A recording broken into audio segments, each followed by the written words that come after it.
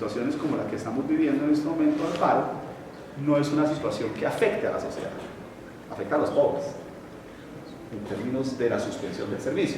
Entonces aquí el debate, y es lo que ha venido sustentando la Federación Colombiana de Trabajadores de la Educación, es que Santos no puede echarse un discurso de uno de sus tres ejes de su segunda reelección, que es educación, los otros dos son paz y equidad, cuando no garantiza los recursos suficientes para que la educación pública en Colombia tenga unas condiciones mínimas de dignidad para los niños y las niñas. Es un problema histórico y es un problema de Estado, de política pública.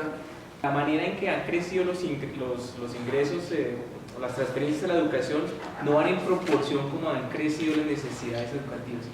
Ahí el debate tiene que ver con el pasivo pensional que han generado los maestros, y es porque es un Estado que se reduce a su mínima expresión y se desentiende de sus obligaciones en todo sentido con el pueblo. Un país que es capaz de preguntarse si es más importante la matemática que el arte en la educación, pues es un país que se hace preguntas estúpidas.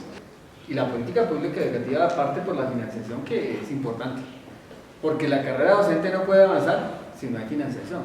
Nosotros los maestros del 278 somos los únicos funcionarios públicos de este país doblemente evaluados. La agenda de los maestros es una agenda con múltiples dimensiones, una de ellas su situación laboral, su estabilidad laboral, su situación salarial, etc. Pero eso no es lo único que le interesa a los maestros. Las regiones están totalmente abandonadas por la política estatal. Entonces la culpa no es exclusiva del gobierno Santos en sus dos periodos. Aquí el problema es que no existe una política nacional estatal que garantice la educación pública en Colombia en esos niveles. Se quiere educar al pueblo, pero sin invertir demasiados recursos. O sea, uno tiene que retrotraerse en la historia a muchos años atrás. Sí, FECODE presenta ahorita un pliego de peticiones que tiene 7 puntos generales, digamos, ¿cierto? Y el primer punto es de la política pública educativa. El paro actual está enfocado en la educación primaria y secundaria, pero hay un problema todavía más grande con la educación superior que creo que el paro no ha tenido en cuenta y creo es muy importante. Porta se viene y se acerca a un COMPES que va a tratar de reformular la forma de financiar la educación superior en Colombia. Entonces este país se vive planteando esta pregunta: ¿qué es más importante? ¿Gastar bien la plata o invertir más?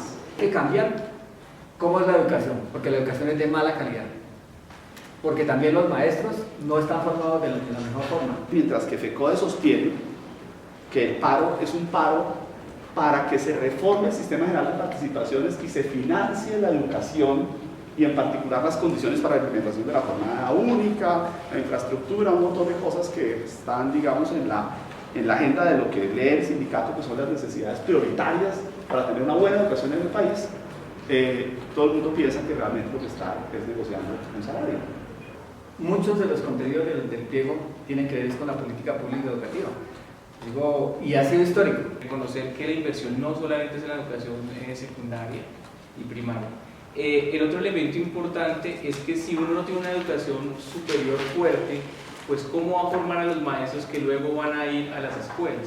Porque nosotros como maestros estamos peleando la educación, pero ustedes han percibido el problema de saneamiento básico y agua potable en las regiones pobres del país. Yopal es un ejemplo, Chocó es otro ejemplo, el problema de la salud en los municipios.